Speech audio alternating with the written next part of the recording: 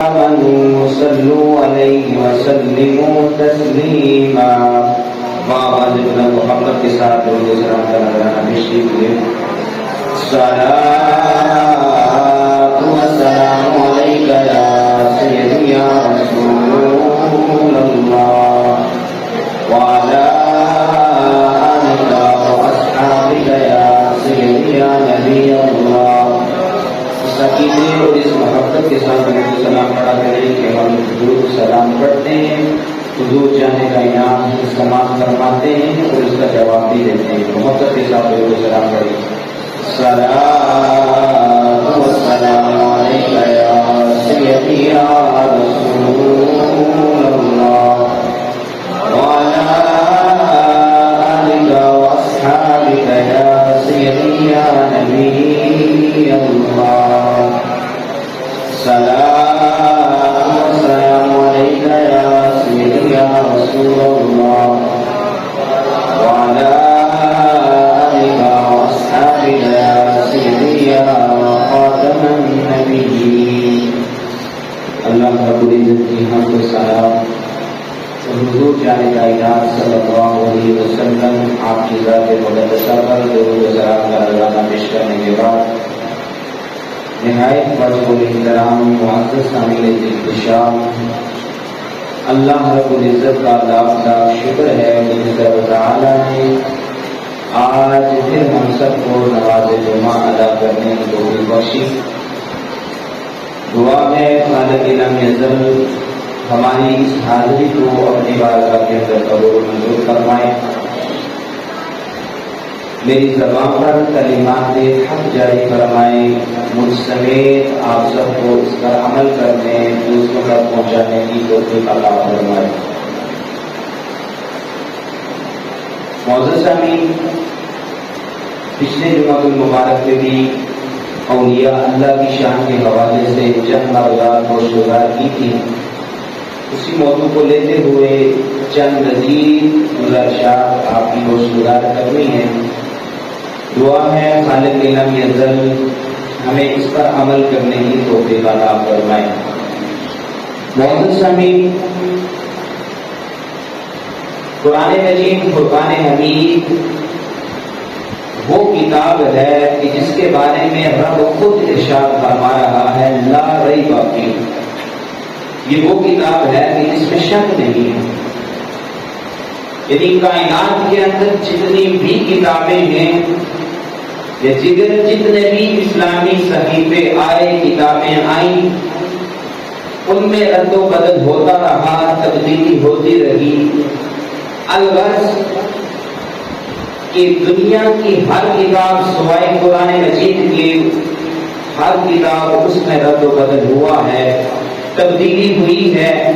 100% ہم اس کے بارے میں نہیں کہہ سکتے کہ یہ بالکل اتھینٹک ہے، لیکن واحد قرآن مجید فرقان حمید ایسی کتاب ہے کہ جس کے بارے میں رب خود ارشاد فرما رہا ہے لا ریب فیہ، اس میں کوئی شک نہیں. یعنی پتہ کیا چلا کہ یہ وہ قرآن مجید فرقان حمید وہ کتاب ہے کہ جس کی نہ زبر میں تبدیلی آئی ہے، نہ زیر میں تبدیلی، نہ جزم میں، نہ شد میں، نہ مد میں. الغرض کسی ایک جز کے اندر بھی اس کے اندر تبدیلی نہیں آئی.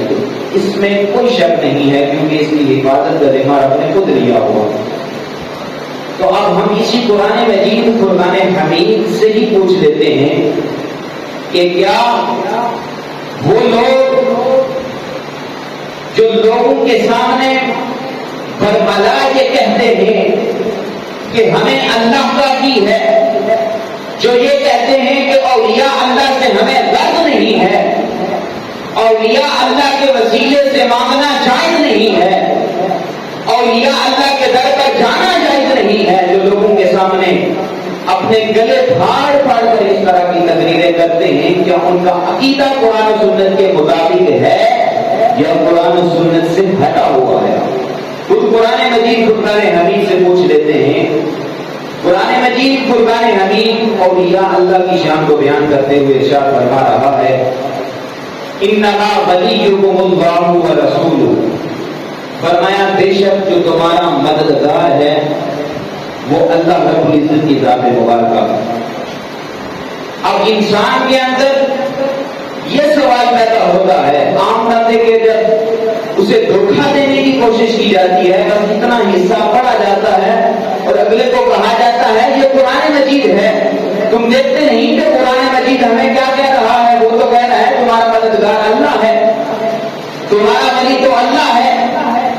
تو پھر انسان عام انسان یہی سوچتا ہے یہ تو قرآن مجید پڑھ رہا ہے، لیکن یہ لوگ وہی ہیں جس طرح یہودی حضور جانے کا انعام صلی اللہ علیہ وسلم کی شان کی آیات آتی تھی تو ان پر کبھی ہاتھ رکھ لیا کرتے تھے، اور عام لوگوں کو جب بیان کیا جاتا تھا تو حضور جانے کا انعام کے جو اوصاف بیان کیے گئے تھے، جو ان کتابوں کے اندر جو اوصاف حضور جانے کا انعام کے بیان کیے گئے تھے، جو یہودی تھے، یہودیوں کے علماء تھے، وہ ان چیزوں کو چھپا لیتے تھے، حضور کی شان کو چھپا لیا کرتے تھے اور وہ چیزیں لوگوں کو بتاتے تھے جو قرآن کے اندر جو اس کتاب کے اندر ہوتی ہی نہیں تھی۔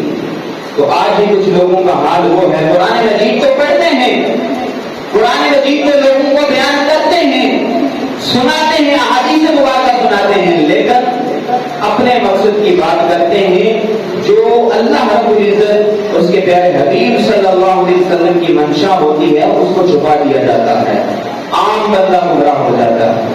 اب جس طرح قرآن مجید فرقان حمید کی آیت مبارکہ آپ کے سامنے پڑھی، رب فرمانا انما ولیکم اللہ، فرمایا کہ اللہ تمہارا ولی ہے۔ اب سوال پیدا ہوتا ہے کہ اے باری الہ کیا صرف تو ہی ہمارا ولی ہے؟ ساتھ ہی فرما دیا انما ولیکم اللہ ورسولہ، فرمایا اللہ بھی تمہارا ولی ہے، رسول بھی تمہارے ولی ہیں۔ اس کو سمجھ آئیے محبت سے کہ سبحان اللہ، فرمایا اللہ بھی تمہارا ولی ہے، رسول بھی ولی ہیں۔ اب اگلی بات جو سمجھانا چاہ رہا ہوں، سوال یہ پیدا ہوتا ہے کہ اے باری الہ صرف تو ولی ہے، صرف تیرے پیارے حبیب جتنے تیرے رسول ہیں وہ ولی ہیں؟ بلکہ نہیں، قرآن مجید فرقان حمید ہمیں خود ارشاد فرما رہا ہے انما ولیکم اللہ ورسولہ والذین آمنوا الذین یقیمون الصلاۃ، فرمایا اللہ بھی تمہارا ولی ہے، رسول بھی تمہارے ولی ہیں، اور وہ مومنین بھی ولی ہیں جو نمازوں کو قائم کرنے والے ہیں۔ یہاں یہ بتایا جا رہا ہے کہ وہ مومنین جو نمازوں کو قائم کرنے والے ہیں، زکات دینے والے ہیں، اللہ رب العزت کی بارگاہ میں سجدہ ریزی کرنے والے ہیں، فرمایا وہ بھی مومنوں کے ولی ہوتے ہیں۔ اب پتہ کیا چلا؟ قرآن مجید ہمیں عقیدہ بتا رہا ہے اور اسی عقیدے کے پیروکار ہم ہیں، اور لوگوں کو یہی سمجھانے کی کوشش کرتے ہیں کہ یہ اولیاء اللہ کی محبت یہ ہماری باتیں نہیں ہیں، یہ اولیاء اللہ کی محبت یہ ہم سے پہلے علماء کی باتیں نہیں ہیں، یہ اولیاء اللہ سے محبت ہم سے پہلے فقہاء کی باتیں نہیں ہیں، بلکہ یہ اولیاء اللہ کی محبت کا درس خود خدا نے دیا ہے، خود مصطفیٰ نے دیا ہے۔ تو اب جس کے سینے میں داتا علی حجویری رحمت اللہ تعالی علیہ کی محبت ہے تو یہ محبت رب کی طرف سے پیدا کی گئی ہے۔ اسی طرح اگر کوئی پیر مہر شاہ سے محبت کرتا ہے تو یہ محبت اپنی وجہ سے نہیں کرتا، بلکہ رب نے اس کے دل کو چنا ہے، اس قابل سمجھا ہے کہ یہ دل اس اللہ کے ولی کے ساتھ محبت کرے تو اس دل کو چن لیا گیا ہے۔ لیکن آج ہمارے کچھ جوان اس طرح بتایا گیا کہ ان کی ایک ہی رٹ لگ چکی ہے کہ ہمیں صرف رب کا ڈر کافی ہے، ہم اس کے ہرگز انکاری نہیں ہیں کہ رب سے انسان جب سوال کرتا ہے، مانگتا ہے تو رب عطا فرماتا ہے، لیکن یہ جو عقیدہ تم نے کر لیا کہ اولیاء اللہ کے وسیلے سے اگر مانگا جائے، نبیوں کے وسیلے سے مانگا جائے تو یہ شرک ہوتا ہے، یہ ہرگز شرک نہیں ہوتا، بلکہ اس طرح کی تعلیمات ذات کا وسیلہ، جا کا وسیلہ قرآن و حدیث کے مطابق وہی بندہ اس پر عمل کرنے والا ہوتا ہے جو قرآن و حدیث کی تعلیمات پر عمل پیرا ہونے والا ہوتا ہے، اور قرآن مجید فرقان حمید اور احادیث سے مبارکہ کے صحیح مفہوم کو سمجھنے والا ہوتا ہے۔ اب دیکھیے جس طرح آج سوشل میڈیا پر طوفان بدتمیزی بپا ہے کہ ہم فلاں ولی کو نہیں مانتے، حالانکہ ہمارا حال یہ ہوتا ہے کہ ہمیں غسل کے فرائض تک نہیں آ رہے ہوتے، وضو کے فرائض تک کا پتہ نہیں ہوتا، لیکن ہماری زبانیں یہاں تک ان کی بے ادبی جا چکی ہے کہ ہم کہتے ہیں ہم دادا علی حجویری کو نہیں مانتے، پیر میر علی شاہ کو نہیں مانتے۔ خدا ایسے لوگوں سے دور رہیں، کیونکہ جو اولیاء اللہ کے ساتھ محبت کرنے والا ہوتا ہے وہ سنت الہیہ کو ادا کرنے والا ہوتا ہے۔ سنت الہیہ کا مطلب کیا ہے کہ یعنی اولیاء اللہ سے محبت کرنا، یہ رب خود فرماتا ہے کہ جب میں کسی بندے سے محبت کرتا ہوں، جبرائیل امین کو بتلاتا ہوں اور پھر کہتا ہوں کہ فلاں جگہ فلاں بندہ رہتا ہے، اسے میں محبت کرنے لگ گیا ہوں، تو پتہ کیا چلا کہ اولیاء اللہ سے محبت کرنا، جو نیک بندے ہیں ان سے محبت کرنا، یہ اللہ رب العزت کی سنت مبارکہ ہے۔ اور ہم اولیاء اللہ سے محبت کر کے یہ بتانا چاہ رہے ہوتے ہیں کہ ہم اللہ کی سنت پر عمل کر رہے ہیں، اس کے حکم پر عمل کر رہے ہیں۔ اب دیکھیے، جو اللہ کے ولی کے ساتھ دشمنی رکھتا ہے، اللہ اکبر، قرآن مجید فرقان حمید اور حدیث مبارکہ کی روشنی میں آپ کو واضح کرنا چاہ رہا ہوں، اور اس عقیدے کو ذرا سنبھال لیجیے۔ اس میں آج کل ہمارے نوجوان اکثر کے ساتھ، اکثریت کے ساتھ ہمارے نوجوان جو ہے اس سے پیچھے ہو جا رہے ہیں، اور یہ اللہ کی محبت دل سے ختم ہوئی جا رہی ہے۔ وجہ کیا ہے؟ قرآن و سنت، اس کے مطابق ہم اس کو سننے کی سمجھنے کی کوشش ہی نہیں کر رہے ہوتے۔ قرآن مجید فرقان حمید کے اندر اور حدیث مبارکہ کے اندر اللہ کے پیارے حبیب صلی اللہ علیہ وسلم آپ ارشاد فرماتے ہیں، فرمایا وما تقرب الی عبدی بشیء احب الی مما افترضت بہ، فرمایا کہ کوئی عبادت مجھ کو اس سے زیادہ محبوب نہیں ہے جو میں نے اس بندے پر فرض کی ہے۔ یعنی فرما رہا ہے رب، یہ حدیث قدسی ہے، حضور جانے کائنات فرماتے ہیں، رب فرما رہا ہے کہ سب سے زیادہ محبت مجھے اس عبادت سے ہے جو میں نے فرض کی ہے، جیسے زکوٰۃ ہے، حج ہے، روزہ ہے۔ تو فرمایا جب یہ بندہ اس پر مواظبت اختیار کر لیتا ہے، حج بھی ادا کر لیا، روزے بھی رکھنے والا ہے، نماز پنجگانہ کی ادائیگی کرنے والا ہے، ان تمام فرائض کی ادائیگی کرنے والا ہے، اس کے بعد فرمایا وَلَا يَزَالُ عَبْدِي يَتَقَرَّبُ إِلَيَّ بِالنَّوَافِلِ، فرمایا میرا جو بندہ ہے وہ پھر فرائض کے بعد، فرائض کی ادائیگی سب سے پہلے ضروری ہے، یہ یاد رکھیے گا۔ اگر کوئی بندہ تہجد پڑھتا ہے لیکن فجر کی نماز نہیں پڑھتا، کوئی فائدہ نہیں۔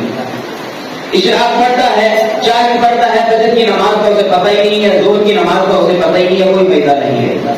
فرائض کی ادائیگی سب سے پہلے ضروری ہے، اسی لیے فرمایا سب سے خوبصورت عبادت، سب سے بہترین عبادت کو جس سے رب محبت فرماتا ہے وہ ہے کہ جو اللہ نے فرض کی ہے۔ اس کے بعد فرمایا وَلَا يَزَالُ عَبْدِي يَتَقَرَّبُ إِلَيَّ بِالنَّوَافِلِ، فرمایا فرض کی ادائیگی کرنے کے بعد نوافل کی ادائیگی کرتا رہتا ہے بندہ، یعنی نوافل کی پابندی کرتا رہتا ہے۔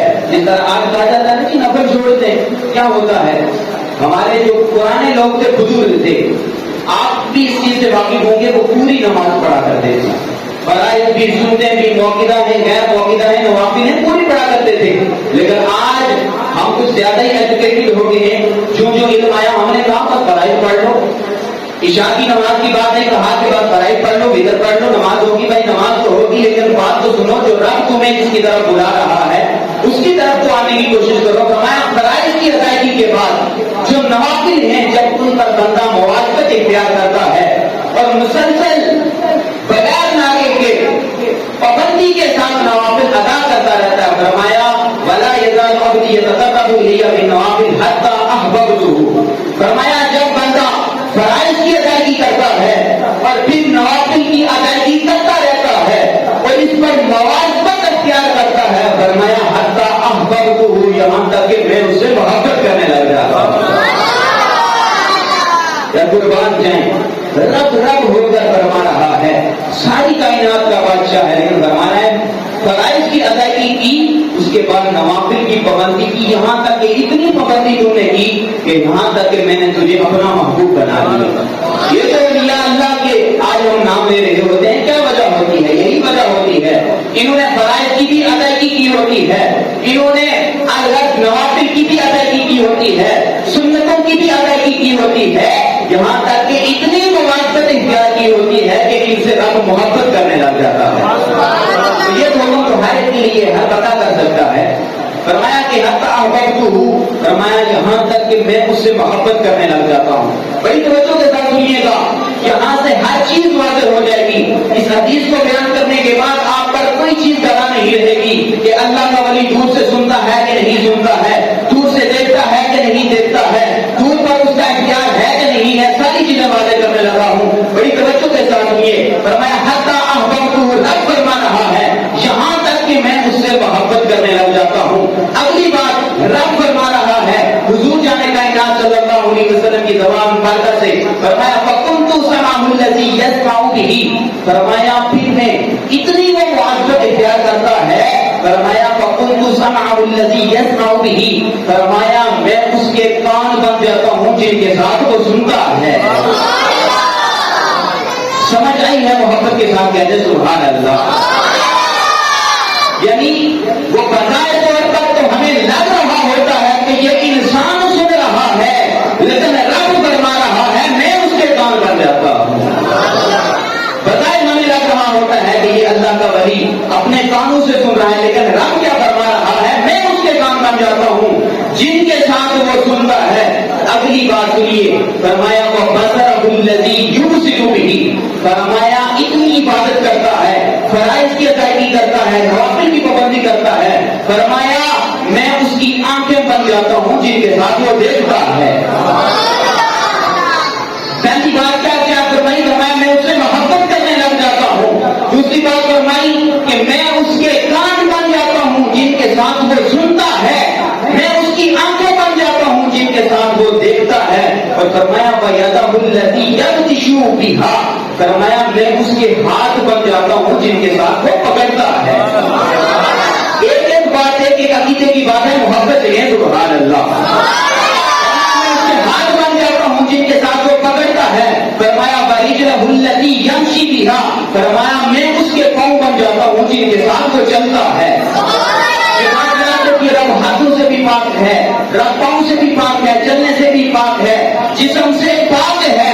لیکن رب یہاں پر اللہ کے اس ولی کی شان کو بیان کر رہا ہے کہ جو ہر وقت اللہ رب العزت کی عبادت میں رہتا ہے، کوئی سانس اس کا غفلت سے نہیں جاتا ہے، بلکہ ہر وقت اللہ رب العزت کی حمد و ثنا کرتا رہتا ہے، پیارے حبیب صلی اللہ علیہ وسلم پر درود و سلام کے بھیجتے بھیجتا رہتا ہے. فرمایا اس بندے کی شان یہ ہوتی ہے کہ رب اس سے محبت کرنے لگ جاتا ہے، پھر رب اس کے کان بن جاتا ہے جن سے سنتا ہے، پھر آنکھیں بن جاتا ہے جن سے دیکھتا ہے، پھر ہاتھ بن جاتا ہے جس سے پکڑتا ہے، اور فرمایا پھر پاؤں بن جاتا ہے جس کے ساتھ وہ بندہ چلتا ہے. اللہ اکبر. فرمایا وَلَئِنْ اسْتَعَاذَنِي لَأُعِيذَنَّهُ، فرمایا پھر جب وہ بندہ مجھ سے دعا کرتا ہے کہ یہ تکلیف مجھ سے دور ہو جائے تو اللہ رب العزت اس کی دعا کو قبول فرماتا ہے. اللہ رب العزت اس کی دعا کو قبول فرماتا ہے. اب یہی وجہ ہوتی ہے کہ ہمارے اعمال پتہ نہیں کیسے، پہلے تو ہمیں اپنے اعمال اچھے بجا لانے چاہیے، لیکن انسان کوشش کرتا رہتا ہے. لیکن ان اولیاء اللہ کے نظام پر کیوں جاتا ہے جہاں پر شریعت کی صحیح پاسداری ہوتی ہے اور جنہوں نے اپنی زندگیاں سنت کے مطابق قرآن کے مطابق گزاری ہوتی ہیں، وہاں پر انسان کیوں حاضر ہوتا ہے؟ کیونکہ رب فرما رہا ہے جب یہ دعا کرتے ہیں تو میں ان کی دعاؤں کو قبول فرماتا ہوں. تو اسی طرح انسان جب ان کے مزاجوں پر جاتا ہے، اگر کوئی اللہ کا ولی حیات ہوتا ہے تو پھر اسے کہا جاتا ہے کہ ہمارے لیے دعا کرے، کیونکہ رب فرما رہا ہے میں اس کی دعا کو قبول فرماتا ہوں. اسی طرح اس کے جانے کے بعد اس کے مزاج پر جا کر اس کی ذات کو وسیلہ بنا کر رب سے کہا جاتا ہے کہ یہ تیرا اللہ کا بندہ تھا، تیرا محبوب بندہ تھا، اس کے وسیلے سے یہ پریشانی دور فرما. اللہ رب العزت اس کے وسیلے سے اس کی پریشانیوں کو دور فرما دیتا ہے.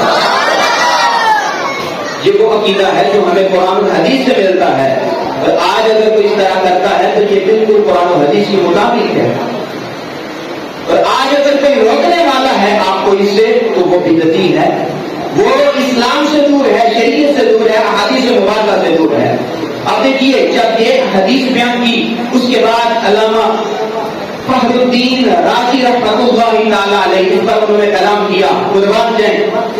جب یہ حدیث مکمل بیان ہوئی اس کے بعد انہوں نے اس پر کلام کیا، فرمایا العبد اذا واظب على الطاعات بلغ المقام الذي، فرمایا کہ جب انسان عبادت پر مواظبت کرتا رہتا ہے یہاں تک کہ جب اسے وہ مقام مل جاتا ہے جس میں رب فرما رہا ہے کہ میں اس کے کان بن جاتا ہوں اور میں اس کی آنکھیں بن جاتا ہوں، تو فرمایا آگے امام راضی فخر الدین رازی فرماتے ہیں فَإِذَا صَارَ نُورُ جَلَالِ اللَّهِ سَمْعًا لَهُ سَمِيعًا قَرِيبًا بَلْ بَعِيدًا، فرمایا کہ جب وہ بندے کو، جب وہ بندہ سنتا ہے وہ رب کا نور اس کی زبان بن جاتا ہے تو وہ ان کو قریب کی باتیں بھی سننے لگ جاتا ہے، دور کی باتیں بھی سننے لگ جاتا ہے۔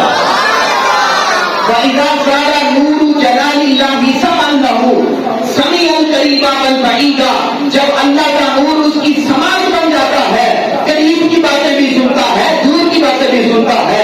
وَإِذَا صَارَ نُورُ جَلَالِ اللَّهِ بَصَرًا لَهُ رَأَى قَرِيبًا بَلْ بَعِيدًا، فرمایا جب اللہ کا نور بندے کی بصارت بن جاتا ہے پھر قریب بھی دیکھتا ہے، دور بھی دیکھتا ہے۔ پھر دادا جی میری یہاں بیٹھے ہوں، مزار اقدس میں ہوں تو ہمیں پتا ہوتا ہے ان کا مرید کہیں بھی ہو، کسی بھی جگہ ہو اور دل خلوص سے دل سے انہیں یاد کرنے والا ہو، ہمیں پتا ہوتا ہے میرا مرید مجھے پکار رہا ہے، میرا مرید مجھے یاد کر رہا ہے، کیونکہ جو وہ سنتے ہیں یا جو کچھ وہ دیکھتے ہیں وہ اللہ نے ان کو طاقت دی ہوتی ہے۔ تو فرمایا فَإِذَا صَارَ نُورُ جَلَالِ اللَّهِ بَصَرًا لَهُ، جب اللہ کا نور ان کی بصارت بنتا ہے تو رَأَى الْقَرِيبَ وَالْبَعِيدَ، وہ قریب بھی دیکھ لیتے ہیں، دور بھی دیکھ لیتے ہیں۔ فرمایا فَإِذَا صَارَ نُورُ جَلَالِ اللَّهِ يَدًا لَهُ، فرمایا جب اللہ کا نور حدیث کے اندر جس طرح آیا میں اس کے ہاتھ بن جاتا ہوں، فرمایا جب یہ مقام انسان کو حاصل ہوتا ہے پھر اللہ کا ولی جہاں بھی ہو اگر ہاتھ یہاں سے اٹھا لے تو اس کا مرید کہیں بھی ہو وہ مدد کے لیے وہاں پر اس کا ہاتھ پہنچ گیا کرتا ہے، کیونکہ وہ رب کی مدد حاصل ہوتی ہے اسے۔ اور فرمایا فَإِذَا صَارَ نُورُ جَلَالِ اللَّهِ يَدًا لَهُ، فرمایا جب اللہ کا نور اس کا ہاتھ بن جاتا ہے تو فرمایا قریب کی چیز ہو دور کی چیز ہو اسے پکڑنے میں مشکل نہیں آتی ہے، کیونکہ اللہ رب العزت نے اسے طاقت دی ہوتی ہے، اور وہ جو کوئی چیز کر رہا ہوتا ہے، سن رہا ہوتا ہے، دیکھ رہا ہوتا ہے، کسی کی مدد کر رہا ہوتا ہے، یہ اللہ رب العزت نے اسے خاص طاقت عنایت فرمائی ہوتی ہے۔ اب اسی کو دیکھتے ہوئے دیکھیے قرآن مجید فرقان حمید 19واں پارہ ہے، اس کے اندر تحت بلقیس کا واقعہ ہے۔ سبا نامی سبا ملک کی جو ہے ملکہ تھی جس کا نام تھا بلقیس، وہ اور جو اس کے حوالی تھے جتنے بھی اس کے جانے والے تھے وہ سورج کے پجاری تھے۔ کس کے پجاری تھے؟ سورج کے پجاری تھے۔ حضرت سلیمان علیہ السلام کو جب اس کی خبر پہنچتی ہے تو آپ نے اسلام کی دعوت دی تو ان کا اسلام قبول کرنے کا ارادہ بھی تھا، اور وہ جو ملکہ بلقیس تھی، ملکہ سبا تھی بلقیس، وہ آپ کے دربار پر آنا چاہتی تھی۔ حضرت سلیمان علیہ السلام کو اس کی خبر ہوئی کہ وہ یہاں دربار پر حاضر ہونا چاہتی ہیں۔ قرآن مجید فرقان حمید سے بتا رہا ہوں آپ کو یہ چیز، آج اگر یہی چیز ہمیں اگر کوئی کتابوں سے بتائیں یا اولیاء اللہ کی کوئی بات بتائیں تو لوگ کہتے ہیں یہ کہانی ہے، یہ قصہ ہے۔ یقین مانیں اگر یہ بات قرآن مجید کے اندر نہ ہوتی تو آج جس طرح لوگ زبانیں دراز کیے ہوئے ہیں اولیاء اللہ پر، تو آج اس واقعوں کو بھی کہتے کہ ہم اس کو نہیں مانتے۔ لیکن قربان جائیں اللہ رب العزت نے حضرت سلیمان علیہ السلام کے ایک امتی کا واقعہ بیان کیا اور ایک ولی کا واقعہ بیان کیا اور قیامت تک کے لیے بتا دیا کہ اولیاء اللہ کی شان کیا ہوتی ہے، جو کتاب کا علم رکھنے والے ہوتے ہیں ان کی شان کیا ہوتی ہے۔ اب وہاں پر جب یہ معاملہ پیش ہوا بلقیس ملکہ سبا وہ جب حاضر ہونا چاہی تو حضرت سلیمان علیہ السلام نے کہا کہ اس کا جو تخت ہے جس پر یہ بیٹھا کرتی تھی اپنے دربار میں اعلان کیا کہ کون ہے جو اس کا تخت اس کے لانے سے پہلے مجھے یہاں حاضر کر دے۔ تو بچوں کے ساتھ سنیے گا، کون ہے ایسا کوئی ہے یہاں پر جو سب سے زیادہ جلدی اس تخت کو، وہ تقریباً 2000 کلومیٹر دور وہ تخت اور فرمایا وہ کون ہے ایسا بندہ کہ اس کے یہاں پہنچنے سے پہلے وہ تخت وہاں سے اٹھا کر یہاں پر رکھ دے. تو وہاں پر ایک جن بولتا ہے, جن اٹھتا ہے اور کہتا ہے سلیمان علیہ السلام مجھے اجازت دیجیے آپ کے بیٹھنے سے پہلے, آپ کے اٹھنے سے پہلے. فرمایا کہ میں اس تخت کو وہاں سے اٹھا کر یہاں پر حاضر کر دیتا ہوں. لیکن حضرت سلیمان علیہ السلام نے کہا مجھے اس سے بھی جلدی چاہیے, مجھے اس سے بھی جلدی وہ تخت یہاں پر حاضر چاہیے. انہیں میں حضرت سلیمان علیہ السلام کا امتی بیٹھا ہوا تھا جس کے پاس کتاب کا علم تھا, اللہ کا ولی تھا. وہ اٹھتا ہے حضرت سلیمان علیہ السلام سے عرض کرتا ہے آپ اگر اجازت دیں تو آپ کی آنکھ چمکنے سے پہلے میں تخت کو آپ کے سامنے حاضر کر دیتا ہوں. حضرت سلیمان علیہ السلام نے اجازت دی تو وہ آصف بن برحیہ اس کا نام تھا, اس نے حضرت سلیمان علیہ السلام کی پلک جھپکنے سے پہلے جو 2000 کلومیٹر دور تخت تھا اس کو پلک جھپکنے سے پہلے حضرت سلیمان علیہ السلام کے سامنے حاضر کر دیا.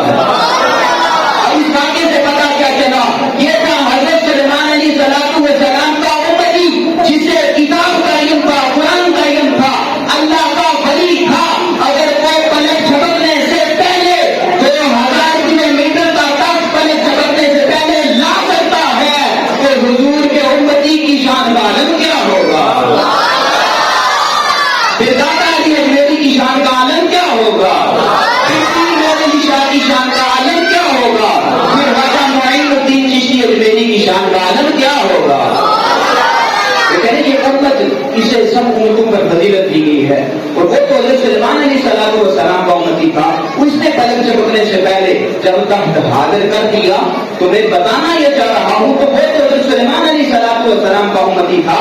آج ہم حضور جانے کائنات صلی اللہ علیہ وسلم کے امتی ہیں, ہم حضور جانے کائنات صلی اللہ علیہ وسلم کے امتی ہیں اور ہمیں سب امتوں پر فضیلت دی گئی ہے. اور آج کے تو ہمارے اولیاء اللہ نے ان کی شان کا عالم کیا ہوگا. اگر کوئی کرامت کا اظہار نہیں کرتا ہے تو یہ ہوتی ہے استقامت, اور استقامت فوق الکرامت, اور جو استقامت ہوتی ہے اس کا درجہ جو ہے کرامت سے بھی بڑا ہوتا ہے. یہ بات یاد رکھیے, رسول یاد رکھیے کہ جو انسان کوئی کرامت ظاہر کرتا ہے بعض دفعہ ہو سکتا ہے اس کی وجہ سے اس کے اندر تکبر آ جائے, لیکن وہ بعض دفعہ اس پر استقامت اختیار کرتا ہے تو استقامت کا جو درجہ ہوتا ہے یہ کرامت سے بھی زیادہ بلند ہوتا ہے. اب اولیاء اللہ کی شان سنیے, آخری بات کر کے اپنی بات کو مکمل کرتا ہوں. حضرت عمر بن خطاب رضی اللہ تعالیٰ عنہ اس حدیث کے راوی ہیں, تاجدار رسالت صلی اللہ علیہ وسلم نے ارشاد فرمایا کہ اللہ کے کچھ بندے ایسے ہیں جو نہ تو نبی ہوں گے, کل بروز محشر جب حشر کا میدان ہوگا تو نہ تو وہ نبی ہوں گے نہ شہداء ہوں گے, حالانکہ نبیوں کا جو مقام ہے وہ سب سے بلند ہے. پھر شہداء کے بارے میں قرآن مجید نے فرمایا کہ انہیں تم مردہ نہ کہو, انہیں تم مردہ گمان نہ کرو, اور حدیث کے اندر آتا